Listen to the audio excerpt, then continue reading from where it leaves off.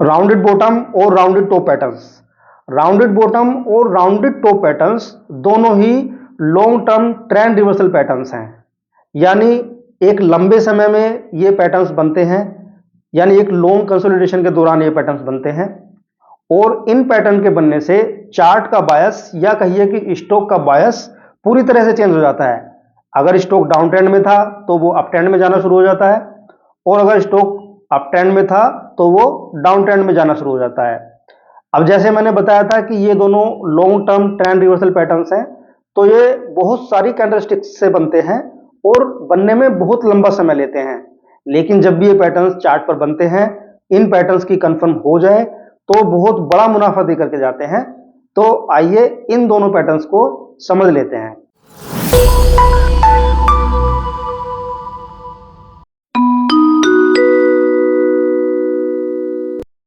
Rounded bottom pattern को समझने के लिए इसको दो पोर्शन में डिवाइड करना होगा। पहला पोर्शन जो कि लेफ्ट पोर्शन है, इसको डिक्लाइन फेज भी बोला जाता है, और दूसरा पोर्शन जो कि राइट पोर्शन है, इसको एडवांस फेज बोला जाता है। डिक्लाइन फेज में स्टॉक नीचे गिरते हुए दो तरह से नीचे गिर सकता है। या तो वो लीनियर फैशन में नीचे गिरे, यानी लोअर लोज और लोअर हाइज के रूप में नीचे की तरफ लीनियर फैशन में गिरे, या तो वो जैगर्ड फॉर्म में नीचे गिरे, यानी जैगर्ड फॉर्म में वो रिएक्टिव हाइज बनाता हुआ नीचे की तरफ गिरे। बहुत सारे कैंडलस्टिक्स रिएक्टिव हाइज बनाए और स्टॉक नीचे की तरफ एक राउंडेड शेप लेना शुरू कर दे, तो ये इस पैटर्न का जो लेफ्ट फेज है यानी डिक्लाइन फेज बोला जाता है। फिर इसके बाद में एक लो पॉइंट बनता है, यानी स्टॉक किसी प्राइस लेवल पर सपोर्ट लेता है, इसको सपोर्ट जोन भी बोला जा सकता है। इस सपोर्ट जोन को ही इस पैटर्न का हम लो पॉइंट बोल सकते हैं। इस लो पॉइंट से स्टॉक फिर एडवांस करना शुरू करता है, यानी अब आता है स्टॉक का राइट साइड वाला पोर्शन, यानी कि एडवांस फेज। तो एडवांस फेज में भी स्टॉक या तो लीनियर फैशन में ऊपर जा सकता है, या फिर वही जैगर्ड फॉर्म में यानी रिएक्टिव हाइज बनाता हुआ ऊपर की तरफ जाना शुरू कर देता है। दोनों ही लेफ्ट फेज और राइट फेज, दोनों ही फेज के बनने में लगभग सेम समय यानी लगभग बराबर का समय लगना चाहिए। थोड़ा बहुत इधर उधर हो सकता है, ऐसा कोई एग्जैक्ट टाइम, ऐसा कोई कैलकुलेशन नहीं है कि दोनों में बिल्कुल 0-0 इक्वल ही होना चाहिए, लेकिन लगभग बराबर टाइम इन दोनों फेजेस में लगना चाहिए।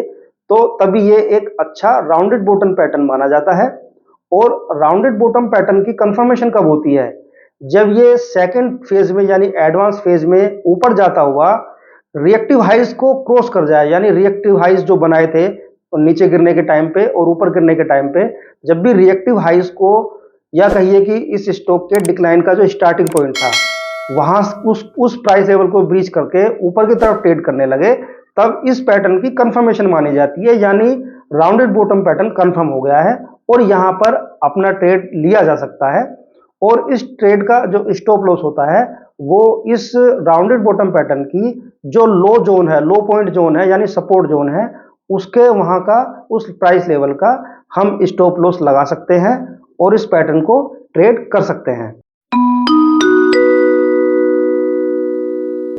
राउंडेड टॉप पैटर्न भी राउंडेड बॉटम पैटर्न की तरह दो फेज में बनता हुआ देखा जा सकता है। यानी पहला फेज जो कि लेफ्ट फेज है जिसको एडवांस फेज बोलते हैं, और राइट फेज जो कि दूसरा फेज है उसको डिक्लाइन फेज बोला जाता है। तो राउंडेड बॉटम पैटर्न की तरह ही ये एडवांस फॉर्म में ऊपर की तरफ या तो लीनियर फैशन में आगे बढ़ता है, या तो जैगर्ड फॉर्म में आगे बढ़ सकता है, और रिएक्टिव लॉस बनाता हुआ भी ऊपर की तरफ ये जा सकता है और जाते हुए राउंडेड शेप बनाता है।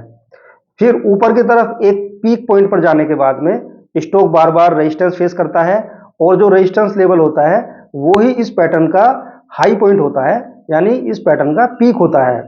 इस पैटर्न के पीक लेवल के बाद में स्टॉक सेकंड टेरिटरी में जाता है यानी डिक्लाइन फेज में जाता है, और वही राउंडेड शेप बनाता हुआ नीचे की तरफ गिरना शुरू कर देता है। या तो लीनियर फैशन में नीचे गिरता है या तो जैगर्ड फैशन में नीचे गिरता है, यानी रिएक्टिव लॉस बनाता हुआ नीचे की तरफ गिरता है।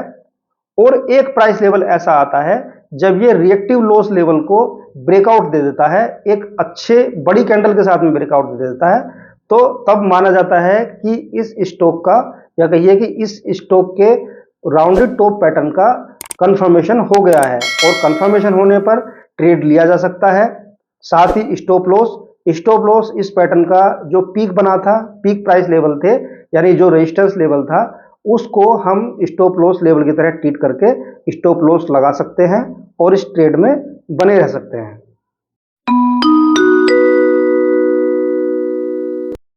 आइए चार्ट पर इन पैटर्न की प्रैक्टिस कर लेते हैं। पहला चार्ट हमने लिया है एक्सिस बैंक का, ये लिया है हमने राउंडिंग बॉटम पैटर्न के लिए। देखिए चार्ट डाउन ट्रेंड में है और डाउन ट्रेंड के दौरान यहाँ पर देखिए ये एक राउंडिंग बॉटम का फॉर्मेशन करता है, यानी चार्ट डाउन ट्रेंड में है, डाउन ट्रेंड के बाद में यहाँ से एक रिएक्टिव मूव लेता है और इन दोनों कैंडलस्टिक को देखिए, ये कैंडलस्टिक और ये कैंडलस्टिक यहाँ पर ये हाई बनाता है और हाई बनाने के बाद में चार्ट फिर से नीचे गिरना शुरू हो जाता है, यानी स्टॉक फिर से नीचे गिरना शुरू हो जाता है और यहाँ से इसका डिक्लाइन फेज शुरू होता है। डिक्लाइन फेज, ये डिक्लाइन फेज है। डिक्लाइन फेज के बाद में इन तीन कैंडलस्टिक्स को देखिए, इनका जो लो पॉइंट है वो इस पैटर्न का लो है, मतलब राउंडिंग बॉटम पैटर्न का ये लो बोला जाएगा। फिर यहाँ से इसका एडवांस फेज शुरू होता है, यानी स्टॉक फिर से ऊपर की तरफ जाना शुरू कर देता है और ऊपर की तरफ जाते हुए इस प्राइस लेवल को देखिए। इस प्राइस लेवल पर ये वही प्राइस लेवल है जहां से इस स्टॉक ने डिक्लाइन करना शुरू किया था, यानी गिरना शुरू हुआ था, रेजिस्टेंस फेस किया था। इस प्राइस लेवल पर जाकर भी आप देखिए रेजिस्टेंस फेस करता है और फिर से गिरता है। फिर से गिरने के बाद में स्टॉक फिर ऊपर की तरफ जाता है और अब की बार इस रेजिस्टेंस लेवल को इस कैंडलस्टिक में और उसके बाद में फिर इस कैंडलस्टिक में एक अच्छे खासे प्राइस एक्शन के साथ में ब्रेक कर देता है। तो हमें यहाँ पर कहीं पर अपना ट्रेड बनाना था और अगर हम यहाँ पर अपना ट्रेड बनाते तो देखिए कितने बड़े अच्छे अप ट्रेंड को हम एंजॉय कर सकते थे। दूसरा चार्ट लिया है हमने ग्रासिम का, ये भी राउंडिंग बॉटम पैटर्न के लिए लिया है और चार्ट पर आपको दिख ही रहा होगा कि किस तरह से एक लंबे डाउन ट्रेंड के बाद में यहाँ पर राउंडिंग बॉटम पैटर्न का फॉर्मेशन होता है।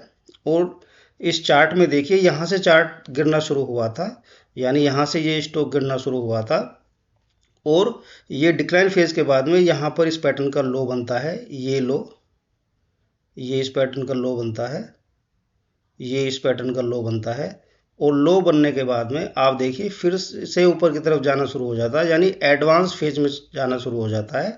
और एडवांस फेज में जाने के बाद में 1 2 3 4 5 6 और इन छः कैंडलस्टिक्स को देखिए, यहाँ पर एक छोटा सा कंसोलिडेशन होता है, यानी इस प्राइस लेवल के बाद में ये जो इनका हाई है, इस प्राइस लेवल को जब भी ये ब्रीच कर जाए तो हम अपना इस कैंडलस्टिक में ट्रेड बना सकते थे, या जहां से ये गिरना शुरू हुआ था ये प्राइस लेवल, जब भी इस प्राइस लेवल को यानी रेजिस्टेंस को ये ब्रीच करता, यहाँ पर इस कैंडलस्टिक में ये ब्रीच हुआ था, या तो हम यहाँ पर भी अपना ट्रेड बना सकते थे और कितने बड़े अप ट्रेंड को एंजॉय कर सकते थे।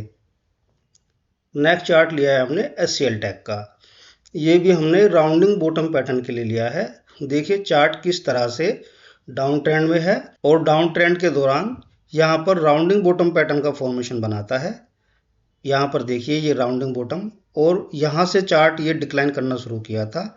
जब भी इस प्राइस लेवल को यहाँ पर इन 2-3 कैंडलस्टिक में इसने रेजिस्टेंस फेस किया है, इसी लेवल पर जहाँ पर जब यहाँ पर रेजिस्टेंस फेस किया था उसी तरह से यहाँ पर भी रेजिस्टेंस फेस किया है और यहाँ पर छोटा सा कंसोलिडेशन हुआ है। तो जब भी ये इस रेजिस्टेंस को फेस करने के बाद इस कैंडलस्टिक में ये रेजिस्टेंस ब्रीच हो गया था, तो यहीं पर ही हम अपना ट्रेड बना सकते थे और देखिए कितने लंबे अप ट्रेंड को एंजॉय कर सकते थे। नेक्स्ट चार्ट लिया है हमने एक्सिस बैंक का, ये लिया है हमने राउंडिंग टॉप पैटर्न के लिए। इस चार्ट में देखिए 2 बार राउंडिंग टॉप पैटर्न बनता है, एक यहाँ पर और एक यहाँ पर। ये ऊपर की तरफ जाते हुए ये एडवांस फेज में है। एडवांस फेज के बाद में यहाँ पर इसका पीक बनाता है, इस पैटर्न का पीक फिर से गिरना शुरू होता है और गिरना शुरू होने के बाद में यहाँ पर इन प्राइस लेवल को देखिए, यहाँ पर सबसे ज़्यादा बार इसने रिएक्टिव लॉस दिए हैं। तो इस प्राइस लेवल को जब भी ये ब्रीच कर जाए, तो यहाँ पर कहीं पर ब्रीच किया है तो यहाँ के बाद में हम अपना ट्रेड बना सकते थे किसी भी कैंडलस्टिक में। तो देखिए कितने लंबे डाउन ट्रेंड को हम एंजॉय कर सकते थे। उसके बाद में एक बार फिर इसने राउंडिंग टॉप पैटर्न बनाया है, ये एडवांस फेज है। एडवांस फेज के बाद में ये इसका पीक है, फिर इसके बाद में गिरना शुरू हो जाता है और गिरने के बाद में जहाँ पर सबसे ज़्यादा रिएक्टिव लोज हैं, यानी ये इसका लो, ये इसका लो, ये ये इसका लो, तो ये रिएक्टिव लोज का जोन है। तो जब भी ये रिएक्टिव लोज के जोन को ब्रीच कर जाए, यहाँ पर किसी कैंडलस्टिक में हम अपना ट्रेड बना सकते थे और देखिए कितने लंबे डाउन ट्रेंड को एंजॉय कर सकते थे। फिर लिया है हमने यूपीएल का, ये भी हमने राउंडिंग टॉप पैटर्न के लिए लिया है। ये देखिए किस तरह से राउंडिंग टॉप पैटर्न बनाता है, और जब भी ये इन मैक्सिमम रिएक्टिव लोज को ब्रीच कर जाए, या कहिए कि इस जहाँ से ये इंक्लाइन करना शुरू हुआ था एक बार गिरने के बाद में, तो इस लेवल को ब्रीच कर जाए, तो यहाँ पर ये ब्रीच किया है, यहाँ पर भी ब्रीच किया है, यहाँ पर भी ब्रीच किया है। किसी भी कैंडलस्टिक में हम अपना ट्रेड बना सकते थे और देखिए कितने बड़े फर्दर डाउन ट्रेंड को एंजॉय कर सकते थे। और लास्ट में लिया है हमने अंबर एंटरप्राइजेस का, ये भी हमने राउंडिंग टॉप पैटर्न के लिए लिया है। देखिए चार्ट अप ट्रेंड में है और अप ट्रेंड के दौरान किस तरह से राउंडिंग टॉप फॉर्मेशन देता है, और उसके बाद में ये रिएक्टिव लोज का जोन है, कितनी सारी कैंडलस्टिक का लो है देखिए यहाँ पर। और ये रिएक्टिव लो जोन को जब भी यहाँ पर ब्रेक करता है, ब्रेकआउट देता है नीचे की तरफ, तो हम अपना यहाँ पर ट्रेड बना सकते थे इस कैंडलस्टिक में, और देखिए कितने लंबे डाउन ट्रेंड को एंजॉय कर सकते थे। आई होप आपको ये दोनों पैटर्न राउंडेड बॉटम और राउंडेड टॉप अच्छे से समझ आए होंगे। अगर आपको ये वीडियो अच्छा लगा है तो वीडियो को लाइक कीजिए, सब्सक्राइब जरूर कीजिए और अपने दोस्तों के साथ में शेयर भी कीजिए। धन्यवाद।